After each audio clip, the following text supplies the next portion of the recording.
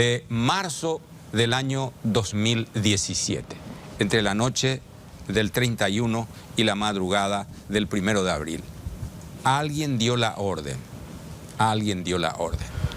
Policías fueron hasta el local del Partido Liberal Radical Auténtico y todos recordamos esas imágenes. Se pudo ver el estallido de un arma a la entrada del Partido Liberal Radical Auténtico. Mortal. Terminó con la vida de un joven militante del PLRA en el local propio de un partido de oposición. Hoy, una parte de justicia se está dando con una resolución del tribunal que condena al único que estuvo, dicho sea de paso, imputado, procesado por aquel terrible asesinato de un dirigente político. Ricardo, contanos el resumen de lo que ocurrió en esta jornada. Sí, Oscar, y ya tenemos imágenes, justamente ya esto forma parte del final de esta sentencia contra el suboficial Gustavo Florentín. Esto es cuando él va ingresando nuevamente a la sala de sentencias en el momento que el tribunal, presidido por Lourdes Garcete, integrado por Rosana Maldonado y Manuel Aguirre, se estaban preparando para finalmente brindar su veredicto, que finalmente termina condenando a 24 años de pena privativa de libertad a Gustavo Florentín. De acuerdo al largo argumento, fundamento que brindó en este caso y principalmente la presidenta de este tribunal, Lourdes Garcete, se pudo comprobar que efectivamente Gustavo Florentín fue la persona que portaba el arma mortal, el que acabó con la vida del joven dirigente liberal Rodrigo Quintana, aquella madrugada del 1 de abril del año 2017, en la sede del Partido Liberal, tras este intento de enmienda constitucional para la reelección. De acuerdo a lo que argumenta este tribunal, ellos con los informes de la pericia balística, también con otros informes, todo lo que hace parte también de la revisión de las imágenes de cámaras de circuito cerrado de este local partidario, se pudieron llegar finalmente a la conclusión de que Florentín fue la persona que aquella noche de alguna manera iba al frente de este pelotón de antimotines que primeramente derriba esta puerta de la sede partidaria y es el primero en ingresar, y es a quien se lo ve en ese destello de luz de estas imágenes de videovigilancia disparando contra las personas que estaban corriendo en ese momento para resguardarse del ingreso de este contingente policial. Y allí es él a quien se lo ve pisándole incluso a Rodrigo Quintana en un momento dado, que incluso dentro de este proceso se pudo también confirmar que Rodrigo Quintana en ese momento todavía no había fallecido, sino que estaba todavía agonizando, porque de acuerdo al informe forense también del doctor Pablo Lemir, 5 minutos después de haber recibido los disparos, recién termina falleciendo este joven.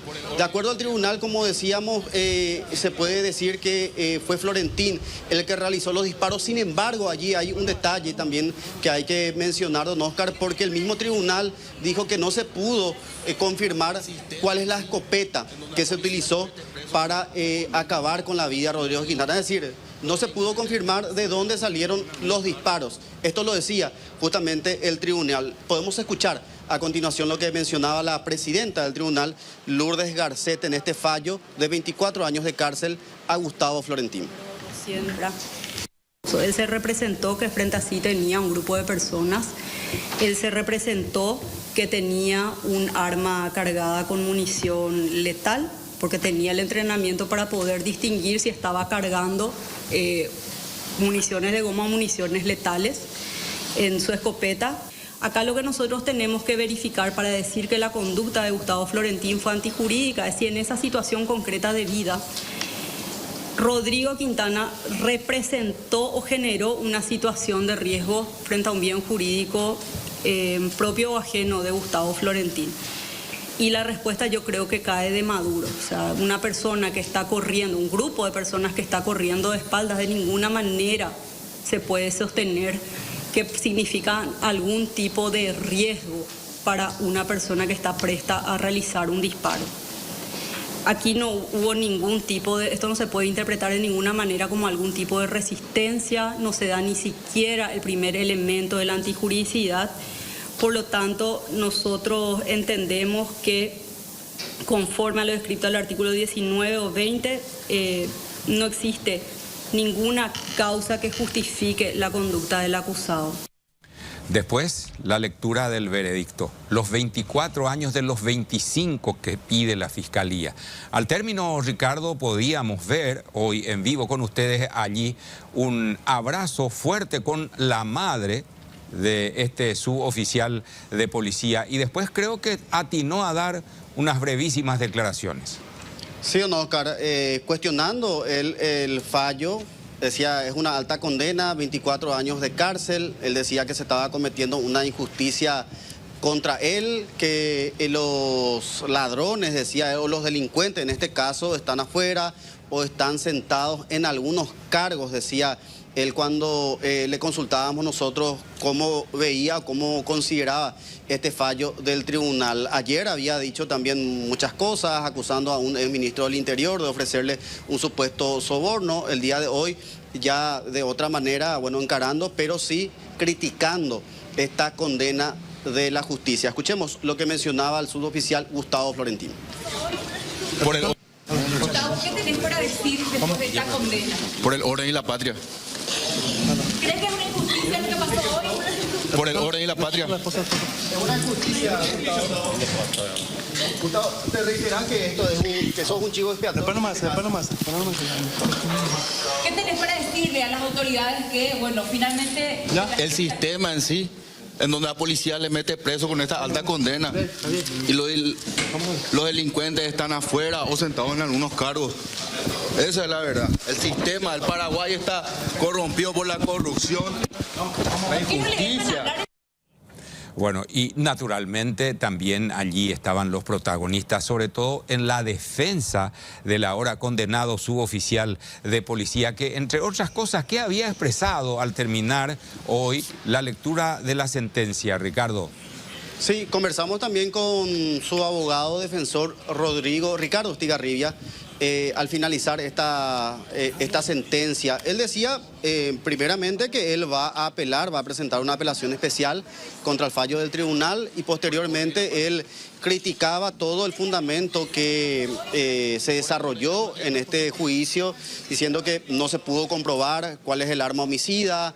También cuestionó las imágenes de circuito cerrado utilizadas para poder identificar a Gustavo Florentín como la persona que realiza ese primer disparo en ese destello de luz que se ve cuando se abre la puerta del PLRA y se da ese primer disparo que termina acabando con la vida de Rodrigo Quintana. Él decía, esas imágenes no son claras, son imágenes incluso que el propio tribunal hablaba de una especie de silueta que tuvieron que usar zoom para acercar las imágenes y poder de alguna manera distinguir qué personal de los que estaban allí colocados en ese sector del ingreso del PLRA finalmente realizó los disparos. Él decía, va a esperar la sentencia íntegra para posteriormente presentar su apelación. Pero también es importante destacar en este caso, ¿no, Oscar?, porque el tribunal no decidió el encarcelamiento de Gustavo Florentín por este caso en particular, porque él ya había cumplido la pena mínima por el caso del homicidio de Rodrigo Quintana. Sin embargo, él hoy día cumple prisión preventiva en la agrupación especializada porque está también o fue detenido en su momento aprehendido por un caso de microtráfico, que es el que en este momento está cumpliendo como prisión preventiva en la agrupación especializada. Pero escuchemos a continuación lo que mencionaba el abogado defensor Ricardo Estigarribia. Mete preso con esta alta condena. Por el tribunal no se determinó siquiera cuál escopeta utilizó Gustavo Florentín Silva. No se delimitó si era la escopeta M10 o M12. Tampoco qué vainilla salió. ¿Cuál vainilla le causó la muerte a Rodrigo Quintana? El propio tribunal mencionó que por el color rojizo que venía de la luz de la calle, por el destello de la fulguración de la pólvora, etcétera, no pudieron ver el rostro, que simplemente eran siluetas. Y nuevamente reitero, la planimetría tiene una diferencia abismal de prácticamente 5 metros. Eso no se puede dar en un país serio, no se le puede condenar a una persona sin siquiera saber cuál es el arma homicida. Fue una sentencia cómoda para el tribunal, y esto lo hago de manera muy respetuosa, la crítica a los fallos es libre. Porque se tiene que congraciar con la prensa, se tiene que congraciar con la sociedad y de alguna manera tienen que darle un cierre a esto. Y ese cierre es para que se apague ya esto.